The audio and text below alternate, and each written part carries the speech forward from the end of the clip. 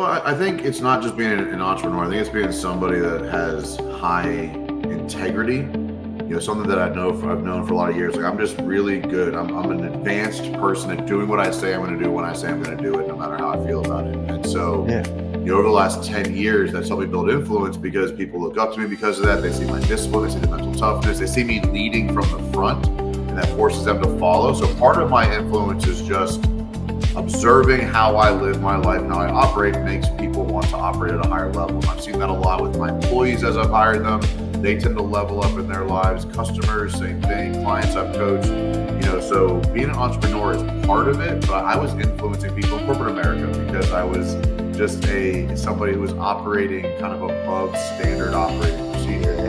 Yeah. So, but I'll go all the way back to Little League. I was the team captain. High school, I was the MVP team captain. Like, I've navigated towards leadership, which tends to build influence, right? And so, my natural habitat is to be at the front leading and aggressively pursuing a higher standard for myself and people around me. And selfishly, that's made me really good as a business coach and a CEO. It makes me kind of a really annoying friend. I don't keep friends for very long, because probably can't keep up with you, huh?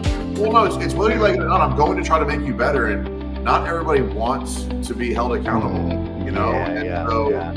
I'm going to try to make people around me better no matter what. And so whether you like it or not, I'm going to coach you. And if you don't, you end up exiting stage left, and I keep moving. And people who want that exit or enter on stage right. And so my influences come substantially more from how I hold myself accountable and how I operate more than the position. So whether it was little league player, high school athlete, collegiate athlete, 9-to-5 corporate guy, entrepreneur, I've kind of held a certain sense of authority or leadership in every position I've carried. Yeah.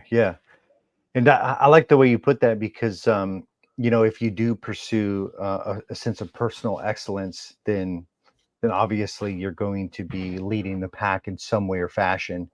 So that's great. And that style of leadership just really taps into more of seeing a person ahead and then wanting to do what they do and be where they are. So amazing leadership. As far as like business establishing, you've had multiple, and as far as establishing some key elements that form the foundation for a healthy business, what does that look like? So that is a very broad question. So I'm going to try to answer it to the best of my ability in a specific way. So there's kind of three things that you need, in my opinion, to run a successful business. So this is different than being a solopreneur where you are just a technician inside of your company. Being a business owner and running and having a business is not the same thing. Sure. So there's a lot of people out there that own a business that they're just employees of, and they're just highly compensated employees, but they're not actually running a business. They're running a job, and they're doing all the jobs. So I look at business being something that operates without you in it. So I look at the foundation of what is a business and not just an LLC. The difference is a business is being run by other people that you're leading.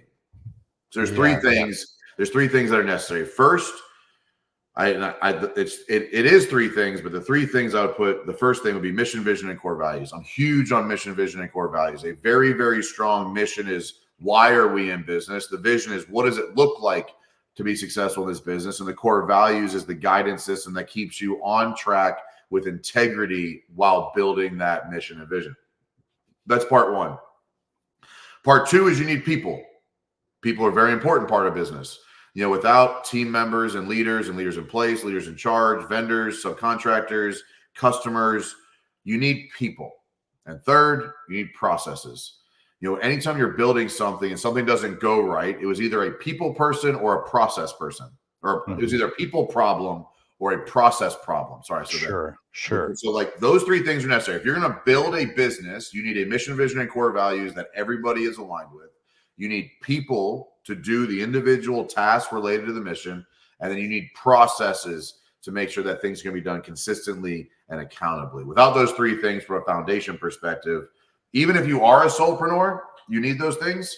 but very, Sure. very as you scale something. Like I'm not in any of my businesses. I lead leaders in my businesses, and they lead the mission, right? So Yeah, yeah, to do that, to build a business you're not operating in, you need mission, vision, and core values. You need strong people, and you need very well created, efficient processes.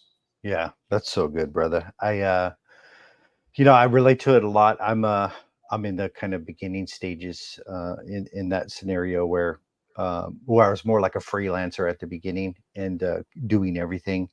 And so we started getting more systems and processes, and then so I still have obviously kind of the face of the company, and I still do sales calls and stuff like that. But I have the vision of what you're talking about, and I could see it, I could taste it, to where where we go from me being inside doing all of these roles to being outside. I'm looking forward to that day. Yeah, no, I see it. that's I'm going there. awesome. Yeah. What tips do you have as far as to grow exponentially? So you have the foundation laid, you got people, processes. What will really throw some fire on growth? I mean, like the first would be getting actual results for your clients. Doesn't matter what Sure. industry you're in, right? So, like I have done marketing. I own a marketing company now. We support a lot of customers, and marketing only works to a point. Like, and if you're not building a reputation of somebody who delivers on the services or products that you sell, you cannot scale or grow something like that. Like, so Sure. you can have all the processes in the world, but if your product is shit, like it just doesn't work. And so one of the first things you have to do to scale anything is you have to have people who have worked with you who champion your brand. That's very, very important. I don't know how you do it without that, to be honest. Like, is it possible to like churn through the next lead and spend a bunch of money on marketing? To a extent, yes. Like you can do that for a period of time, but then that scale, that growth is built on very fragile ground, and you will lose it. It will not sustain. You will absolutely lose that at some point. Yeah. You see it the last couple of years, like COVID happened, businesses spiked 5, 10 million, and then 2 years later, they're all gone. That's because like they just churn through people. Like you need repeat business, or at least you need people who are willing to refer their friends and family to you. That has to be part of any business that scales. But then you do need leads, right? So like marketing and sales is a big part of it. Like if you are a Sure. technician and you hate selling and you're trying to like, man, I hate running sales calls, man, but like, I ain't got no money either, so I can't hire nobody. You need sales and marketing. Like we all know that guy. Right? And so like to grow, like you need leads, but you also need an ability to perform in a way that those people want to do business with you again and or refer their friends and family to you. Without marketing, without branding, without repeat business or people championing you, you just can't scale to a large business or even a medium business. Like everybody has a different opinion on what's a small, what's a medium, what's a large business. Like I'm going to say this. I think a lot of people need to hear this. 97% of businesses that start never make it to 7 figures. Mhm. 97% of That's a businesses lot. never break the second comma.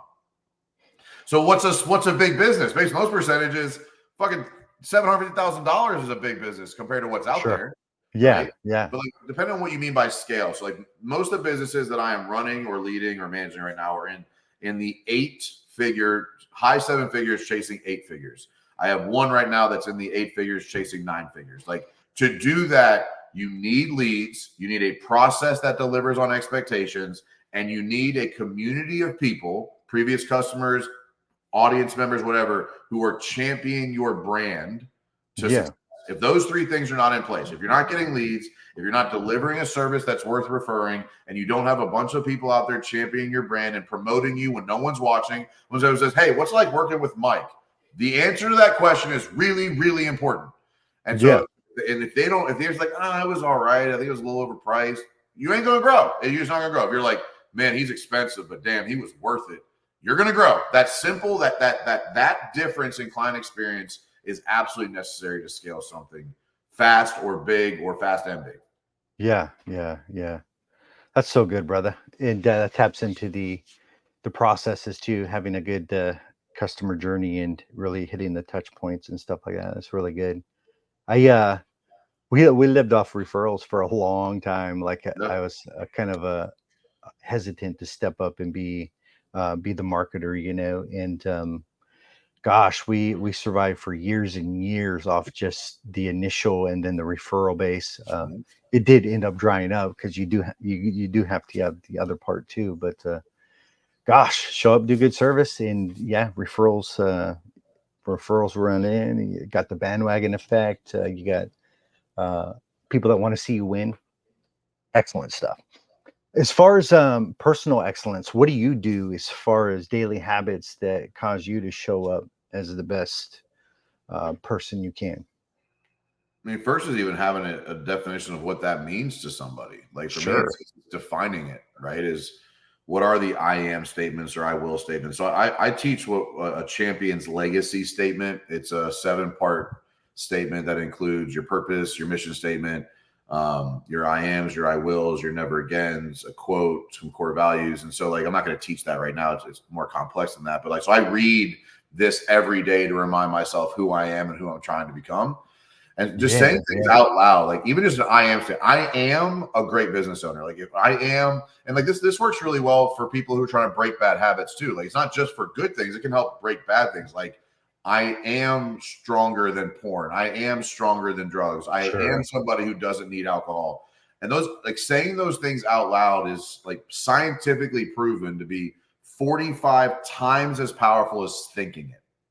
Sure. Hearing yourself say it. So one of the biggest things I do is I read my Champion's Legacy Statement out loud almost every day. I've been doing it for years. Like there are days that I miss it, yes, but for the most part, probably 5 or 6 days a week, I am reading my Champion's Legacy Statement out loud to remind myself who I am, what I'm capable of. Because imposter syndrome still sets in. Can I do this? Can I build this? Can I handle this? Still happens to everybody. Sure. So that self-coaching is a huge part of my routine. My morning routine is also very important to me. So like I wake up, I read, I work out, I sauna, I cold plunge, I eat a good breakfast, I drink a lot of water. I do all of that typically before 7 a.m. And so my morning routine is also something that it keeps me like, and every workout's not as strong as the last one, but I do it every day to kind of get my gears going and get my body right. Because I learned, years ago, like as a kid, like you were just playing baseball, warming up the same before every game allows you to perform more consistently, right? Because your body feels the same, your routine, your body clicks in. So I basically approach my adult life the same way. Like I'm going to warm up for every day the same so that my body is in a very consistent performance state. And that allows me to learn from it, evolve from it, benefit from it, and perform at, to your question, for excellence, but allows me to perform at a high level. Yeah. That's good, brother. Everything changes when I begin to incorporate the stuff that you're talking about. Gosh, confidence, weight loss, all kinds of stuff, money. Mm-hmm. Like I could point to the increase of everything back to the daily habits you're talking about. It's really good. As far as an action point, a takeaway that the brothers can get from this episode, what is one thing they can implement immediately? Can you be a little more specific? Just an action Related item to that what? you Related to think what? you To think do what? will get a man a big win, any area of life, family, faith, fitness, finance. I'd say take your wife on a date. There you go. Having a wife bought in and having her support you is one of the biggest benefits of the life I've built. So I'd say if you have not been dating your wife, courting your wife, if you have not been making her feel sexy and hot and accomplished and powerful and part of your mission, I would suggest one thing you can do right now to gain more traction in your life is go take your wife on a date. Yeah. That's so good. Yeah, getting on the same page and having going the same direction and having communication and intimacy and all that stuff. Like, yeah, there's no way you can show up good in business if your marriage is falling apart. I've been there. No I way. know the reality. Absolutely, there's no way. No. Awesome, brother. Can you tell the brothers where they can reach you as far as social media and websites and stuff like that? If you have any program going. Yeah, if you go to workwithwinrate.com, that's our coaching consulting program. If you go to marketwithzerodoubt.com, that's our marketing company. I'm on YouTube, the Mike Claudio. I'm on podcast, the Big Stud Podcast, at the real Mike Claudio on Instagram. I mean this. I used to think this was a really douchey thing to say, but if you just Google Mike Claudio, you're going to find my YouTube, you're going to find my podcast, you're going to find my social media. Like it's all out there. I used to think it was a really douchey thing to say, but reality is if you Google Mike Claudio, you're going to find my stuff. If you forget, just Google Mike Claudio, but workwithwinrate.com or marketwithzerodoubt.com are the two websites if you're interested in learning more about our marketing services or our coaching and consulting services. Awesome, brother, man. Thank you so much for your time, man. I appreciate it. Thanks, man. Yes, sir. Bye.